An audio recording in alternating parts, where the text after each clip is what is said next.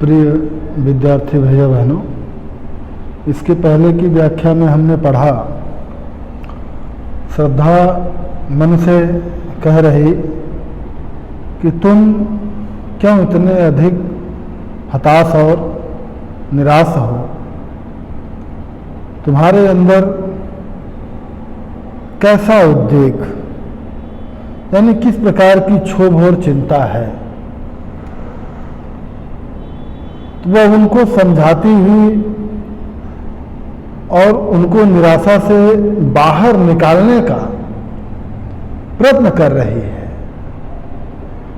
वह आगे कह रही है कि दुख की पिछली रजनी बीत, विकसता सुख का नवल प्रभात, एक पर्दा यह झीना नील, छिपाए है जिसमें सुखगात।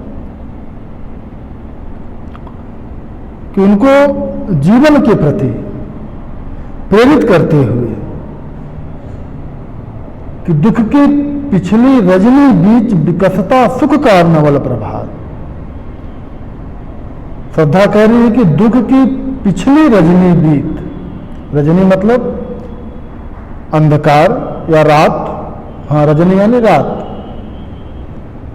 कि दुख की पिछली रात विकसता सुख का नवल प्रभात। यहां बीच होगा, बीत लिखा हुआ है, दुख की पिछली रजनी बीच।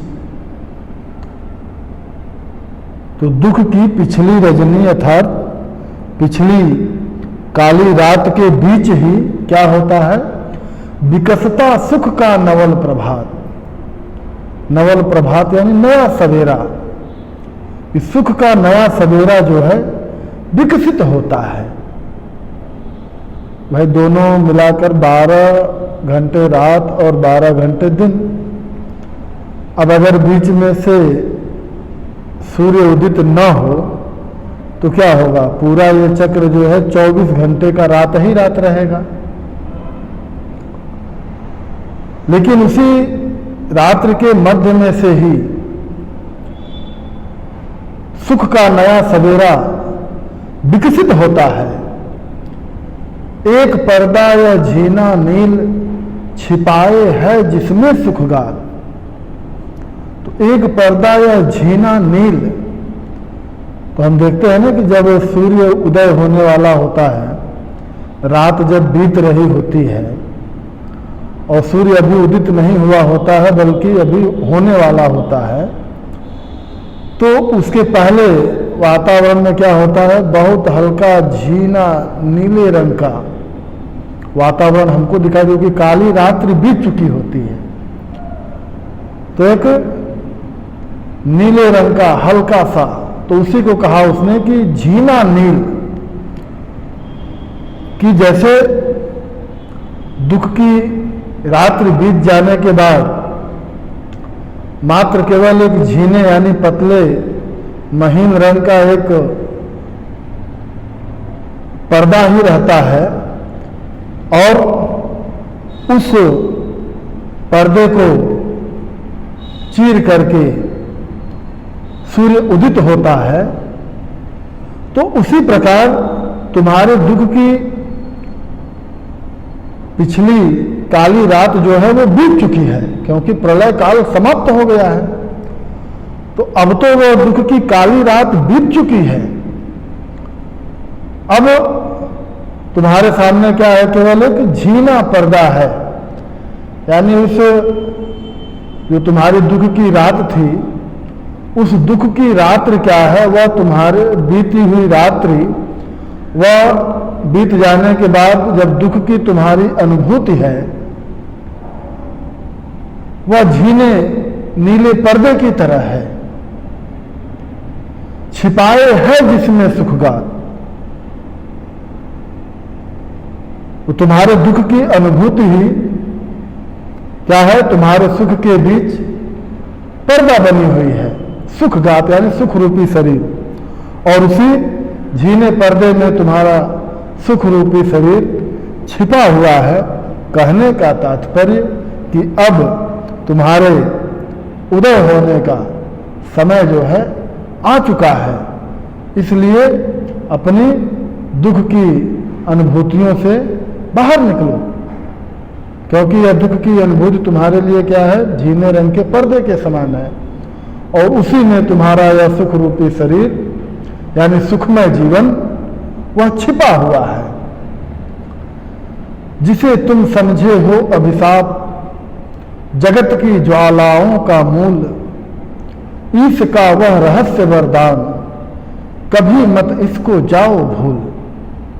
आगे वह उनको समझाती हुई कह रही है कि जिसे तुम समझे हो अभिशाप, जिसे तुम अभिशाप समझते हो, किसको, यानी दुख को, कि जिस दुख को तुम अभिशाप समझते हो कि यह ईश्वर का श्राप है, जगत की ज्वालाओं का मूल, और वह समस्त संसार की ज्वालाओं का मूल अर्थात पीड़ा का कारण है, कष्ट का कारण है, ऐसा नहीं है। वह दुख क्या है, ईश्वर का वह रहस्य वरदान। तो जिस दुख को तुम अभिशाप समझते हो, संसार की समस्त प्रकार की पीड़ाओं का मूल समझते हो, आधार समझते हो, वह क्या है, ईश का वह रहस्य वरदान, वह ईश्वर का रहस्यमय वरदान है। किस प्रकार का रहस्यमय, कैसे भाई रहस्यमय वरदान है? क्योंकि जब दुख है तभी सुख है, और जब दुख नहीं होगा तो सुख कैसे होगा? तो दुख को अभिशाप न समझो, यह ईश्वर का ऐसा रहस्यमय वरदान है कि इसको कोई समझ नहीं पाता, इसीलिए उसको रहस्यमय वरदान कहा। क्योंकि जब आप किसी प्रकार से दुखी होते हैं तभी आप जो है सुख की कामना करते हैं। तो इसलिए वह कह रही है कि यह पीड़ा, यह दुख क्या है, ईश्वर का रहस्यमय वरदान है, क्योंकि वह मनुष्य को क्या करती है, सुख की प्राप्ति के लिए प्रेरित करती है। लगे कहने मन सहित विषाद, मधुर मारुत से ये उच्छ्वास, अधिक उत्साह तरंग अबाध, उठाते मन में सविलास। तो श्रद्धा की इस प्रकार की निराशा से बाहर निकालने वाली बातों को सुनकर मन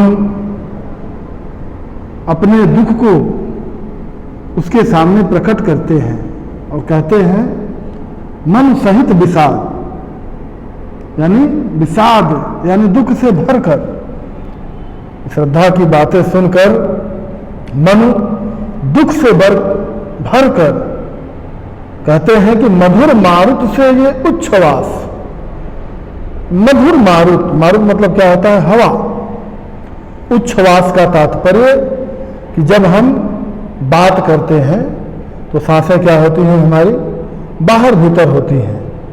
तो उसी से तात्पर्य है यहाँ पर बात करने से ही, बातों से ही, कि तुम्हारे मुख से निकलने वाली ये बातें क्या है, मधुर मारुत, यानी मधुर वायु की तरह, अधिक उत्साह तरंग अबाध,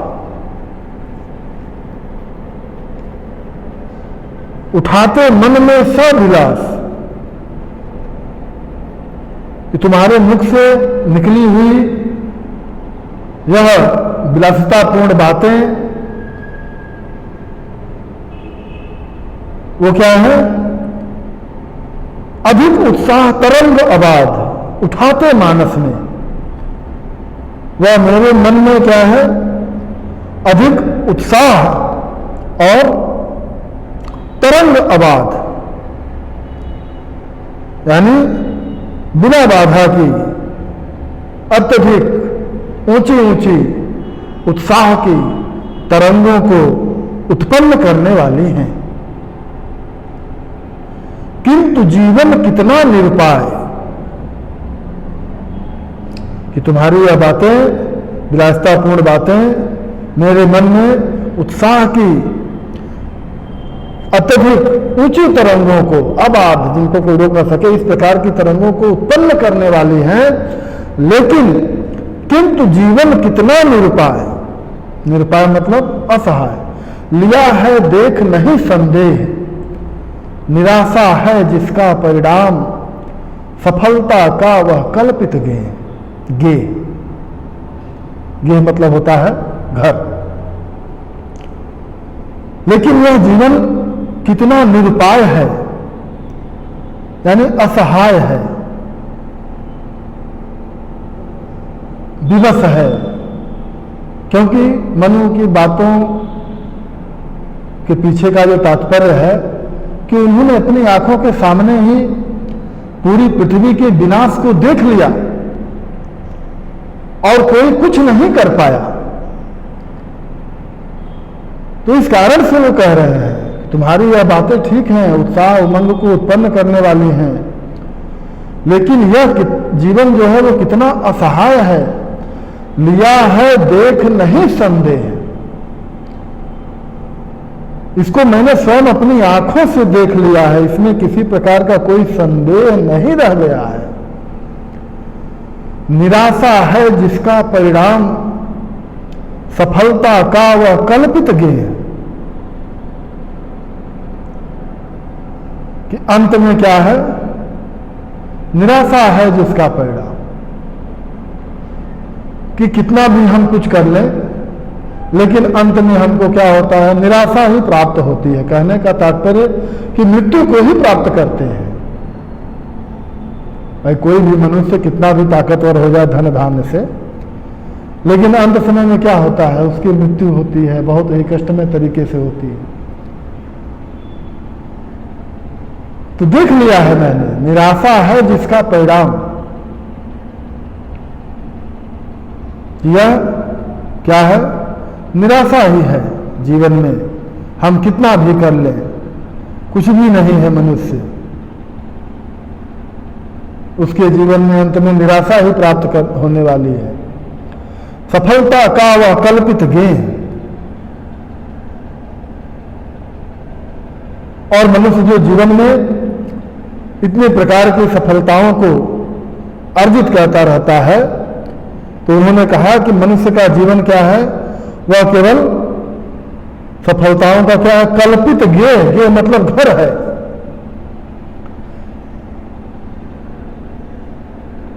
सफलताओं का केवल कल्पित गेय, अर्थात उसकी जीवन की सफलताएं क्या हैं, वह कल्पनाओं का घर है।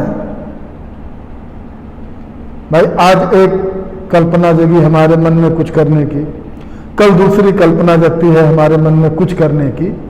तो इसी प्रकार से मनुष्य बचपन से लेकर और वृद्धा अवस्था तक अनेक प्रकार की कल्पनाएं करता जाता है। तो मनुष्य की जो जीवन की सफलताएं हैं वह उसकी कल्पनाओं का घर है। वास्तव में उसका जीवन क्या है, उसके जीवन का परिणाम क्या है, निराशाजनक है, क्योंकि मृत्यु क्या है, वह निश्चित है। और कोई भी मनुष्य जो है वह खुशी से मृत्यु को वरण नहीं करता है। इस कारण से अंत में उसको क्या होती है, निराशा ही प्राप्त होती है। आज के लिए इतना ही।